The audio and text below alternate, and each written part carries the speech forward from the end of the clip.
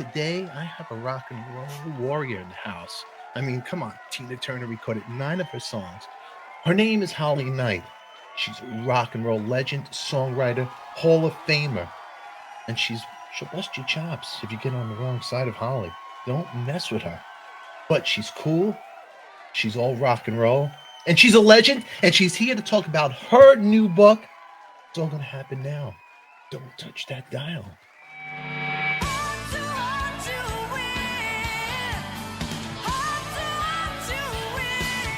All right, everybody. You'll be able to order her book. Links are in our description down below. It is everywhere, but I'm going to welcome the beautiful Miss Holly Knight to the studio. Welcome, Holly, right here. Welcome, hon. How you doing? I'm good.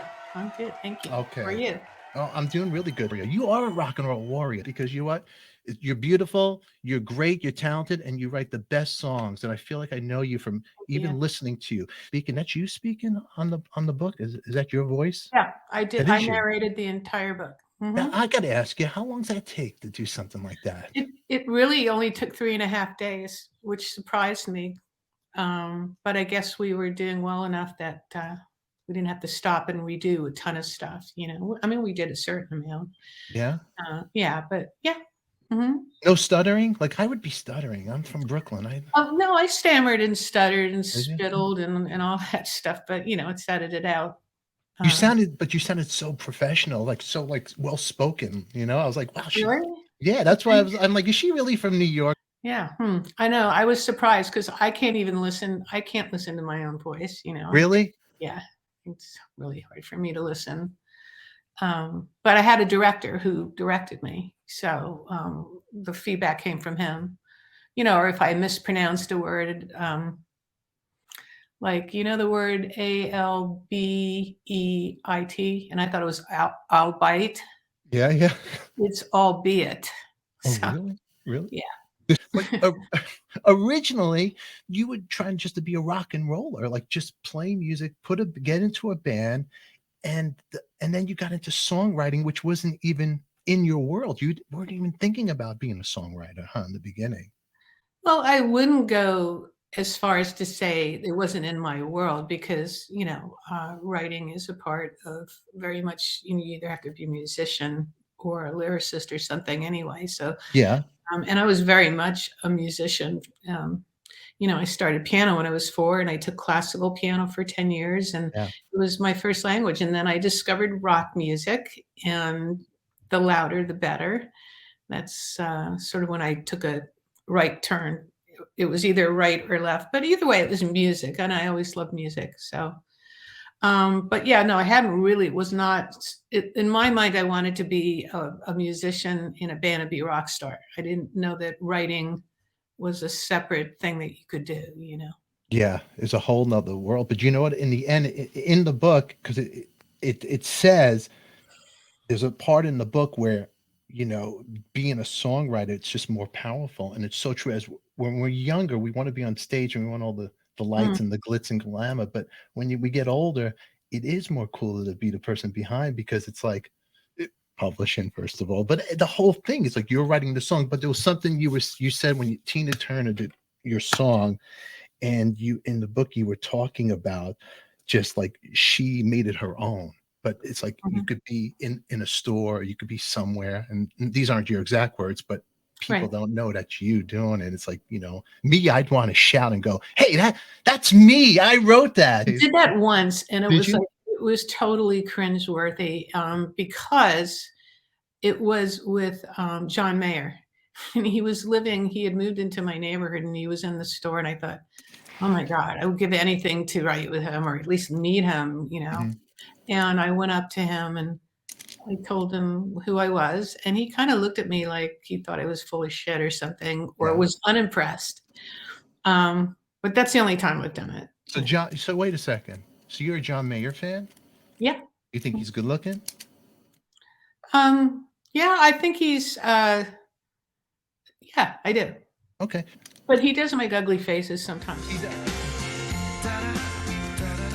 I like him because I love his voice and I love his musicianship. And I just thought writing with him would be the coolest thing ever. So And interested in him romantically because he's got the worst reputation yeah, anyway. he's like the Warren Beatty, but he has great Yeah. hair. He's good. Can I tell you a secret that you won't share with anybody? You want to sleep with him? We're kind of related.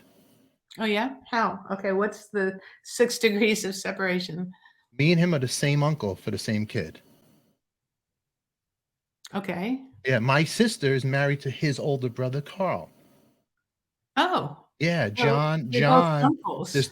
Yeah, we're both uncles to That's my sister cool. Shira. Her name is Mayor now, and I'm gonna send this video to Carl. No, no, but Carl is great. Have you met John? Yeah, we all went Thanksgiving, spent Thanksgiving together. Like, yeah, so we'll see. You learn something every day. Not only I know Vinnie Poncia, me and Mayor are an uncle. One's loaded and has nice watches, and one is has a laptop and makes a show, and it bugs people like you to come on. I made you laugh again. I'm winning. It's getting there. We're getting there. Okay. But okay. So let's go back. Okay. So John Mayer. So when he did at the end of the conversation with John, did he like realize, oh, wow, nice to meet you? No, he was like totally unimpressed. Really? Yeah. I'm going to fix his wagon and fix this situation. Or Okay. maybe he just thought I was making it up, or maybe he's like so young he doesn't know the songs, which I find hard to believe.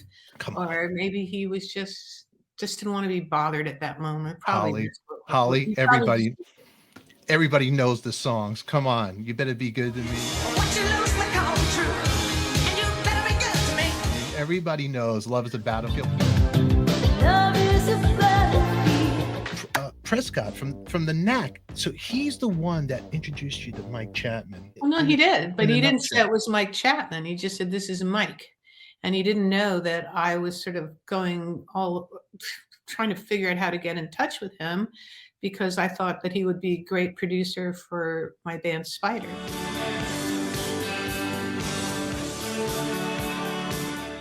And one of the reasons was also because he was a great songwriter. And he was just having number ones like left and right. He did all the Blondie stuff, and he did Nick Gilder's "Hot Child in the City," and then he did "My Sharona," and on and on. So, and so then as he walked away, Prescott said he produced our record, and then I just went, "What? This is you mean that was Mike Chapman?" And that's So he did introduce us. That's wild. I know. That introduction really changed your whole world in a crazy way, right? Because you and Mike, you guys did a lot of great stuff together. We did, and he was my mentor. Really, rather than going to like a school for songwriting, which I don't think you can get the same sort of benefits in a schoolroom as you can with someone that's making number one records. I mean, I had the goods. And I think I was blessed because he recognized that, and he wasn't a chauvinist about it. He worked with a lot of women and gave me a leg up when, during that time, it was hard to just sort of bust down any doors to get, but I was already signed to his record label and we had written a song together after he signed us. But that was all after. I'm getting ahead of myself. That was all after we met him that night. At Tracks. Yeah. It was at Tracks, you said? Yeah, the club Tracks in New York. Yeah. So all you people out there, links will be in the description right there. My crazy life writing the hits and rocking the MTV 80s. It was a crazy life. But it was crazy. Yeah. So but it was crazy in a sort of fun. It was fun. I can't say innocent because it wasn't very innocent, but it was in a way compared to the world that we live in now,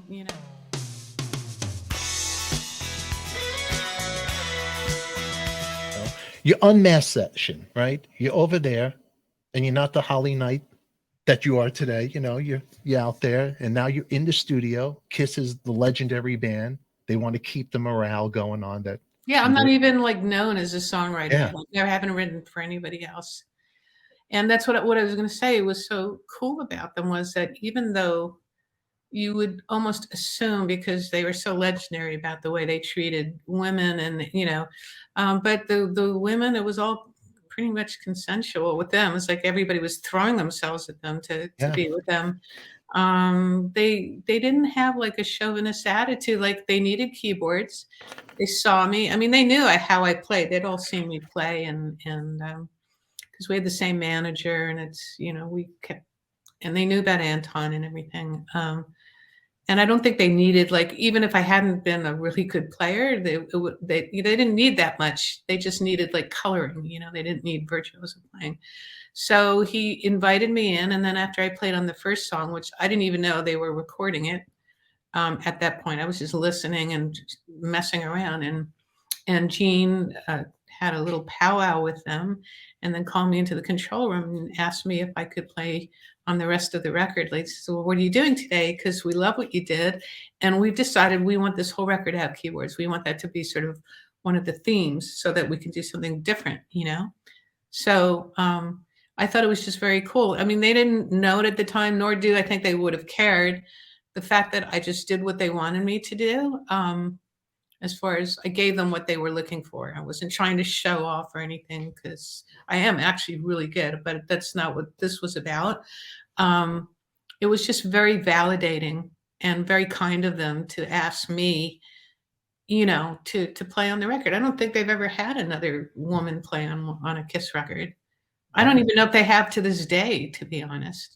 No, maybe like singing backup on Gene's solo records and stuff like that, but I don't think he's a musician. Not as a musician. Yeah, not as a Exactly. musician. So I just thought that was very, very generous and cool of them, and they got what they needed. And I talk about that in the book. That was just very cool. Yeah, no, very cool. The first, and you mentioned it was, and if I'm wrong, it was Shandy. Was that the first one they had you play on? Which is one of my favorite songs. I like the Vinnie Poncia era with Kiss, because Vinnie comes from that old school. It's a different sound for Kiss. Oh, totally. You know what? I think it made sense because, like you said, Vinnie was a different kind of producer. He wasn't Bob Ezra, I'm sure like a lot of people loved it, and I think just as many people probably hated it, Yeah. because, I know. Rock and roll, But you got to grow. You got to grow, and you go through as a band, and even the Beatles. Everybody goes through a different sound period. Nobody stays the same as She Loves You. They change. People, you can't always be rock and roll all night and party every day. Exactly. And some people don't like that, though. They don't want change, So they took the makeup off, and they were like, "Okay, I think we better go back to the makeup because the fans want the makeup." Better with the makeup on. They're different people. They're like. Yeah. It's like I say with Gene, it was sort of like, when he was talking about the cheesecake when we went out to that deli late at night, I said, well, even superheroes have to watch their waistline to fit into their superhero costumes, It was the deli. What deli was it? Carnegie? No, not Carnegie. Oh, the other one. I think it was. It's not there anymore. The Stage Deli. Yeah. And he got strawberry and cheesecake. He didn't get the pastrami. He didn't get corned beef. He went right for the cheesecake, the dessert. Not even the rainbow cookies, just the cheesecake strawberries. Yeah. That's great. Well, they're also, Gene and Paul are the two nice Jewish guys in the band. Oh yeah. I said that. My father, when he found out that I was dating Paul. He thought he didn't know anything about Kiss, and he started to, investigate, and thought they were like I had fallen in with like a satanic cult. And then he found out when I started dating Paul, he that's what he thought, and I said, he's Jewish, Dad, and all of a sudden he was okay. The same thing with Anton. Anton was. I mean, I'm more spiritual than religious, although I think in my DNA, it's just like if you're born a Jew and you're from New York, it doesn't matter where you live or what you believe in, you have that component, which I'm very proud of, and I say it in the book. Absolutely. What would you tell Holly now? Holly back then, if you could go back in time, would you give her any advice, or would you say anything different to the Holly then? Well, it's funny you said that, because there's a chapter in the book where I've gone to England to work with Tina Turner, and I'm lying in this bedroom in like this beautiful hotel. It was like a 5-star boutique that they were staying in, and they flew me there. Mm-hmm. I flew over with Roger Davies. It's actually pretty funny because I flew all the way there just get the right key to the song that I had written for Tina that was going in the Mad Max movie. And there was a time constraint. So, originally Roger, her manager, said, I'm going to London tomorrow. He said, because I said, we have to figure out the key, because if you want me to cut it before she comes home, because she was on tour, we have to figure out the key. And he said, okay, well, just make a cassette with 5 different versions of a verse and a chorus in different keys. And I said, well, that's not going to work, because I had a Walkman, and if the batteries were half out of juice and then she played it there and it wasn't the same exact batteries, it would have played at different speed, meaning it would have been a different key. Yeah. So that wasn't going to work. He says, oh, well, we'll just plug it into the wall then. I said, no, it doesn't work like that either, because the currencies are, so I finagled him into taking me with him.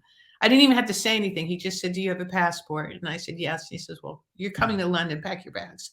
And we left the next morning, and I'm trying to remember why I brought that up, about that. Oh, I know what it was. I was just like lying in the bedroom. This is like one of my favorite parts of the book. And I'm just thinking, here I am in this beautiful hotel room with these fret linens, and I have a butler, and I'm here for rock and roll. And I thought, if I could just go back and tell the younger version of me, who was really having a hard time when I grew up, in my home environment, it's going to change, and it's going to be so amazing, and you're going to be making money doing music and something that you love, and you're going to be successful at it. I wish I could go tell her so that she would share up and just sort of, but it doesn't work that way. You need to you need all the adversarial moments and things to really teach you. It's, all the good stuff is just like, oh, this is whipped cream. It's so good, Yeah. but it's the adversarial stuff that really are the most important moments in your life. So if I could go back and tell that person now, like, this would be step 2, what would I say? Keep going. You're on the right track. It's going to be your career is going to be lifelong. It's not just a one-hit wonder, drop in the pan kind of thing. It's that would be nice to know. Yeah, you never stop believing. Even in the stories, any obstacles that you ran into, or doubts that you had, or people in the bands like talking behind your back, and just when you want to go, because some people, it's actually very inspiring, because I get into that space too. And when I was listening to your stories, you get into these dark spots in your life, and sometimes it's so hard to see the light at the end of the tunnel, but somehow you always were able to fight through it and see the light and make it happen. Because I wrote with that tone in the book, but I can tell you that, like, my nickname used to be the Queen of Doom. Really? Because I could also go to a really dark place and just feel sorry for myself. Yeah. Or feel like I just want to give up, or, I mean, I have that too, but I think that also makes up who I am, and why, my songs, the lyrical content. I hardly ever write a song that's like incredibly positive. She's like someone, although this interviewer asked me why all my songs are about fighting.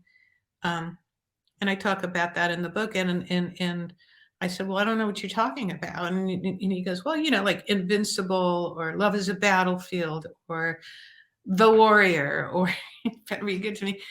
And I looked, and I realized that he was right. But it wasn't about fighting with someone, as much as fighting for something. And I had to learn that at a very young age. Yeah. I mean, the book is dedicated to anybody who's ever had a dream and was told no. And I was one of those people, because, like, you're this, you're not this. This is who you are. And I had to sort of figure out on my own who I was. I didn't like being told. I, to this day, have a problem with authority. It's like someone telling me who I am, or can or can't do something, makes me nuts, and it makes me want to do it even more. Maybe that's a good thing. Maybe that's my journey, That was Holly Knight. Make sure you check out her book, I Am the Warrior.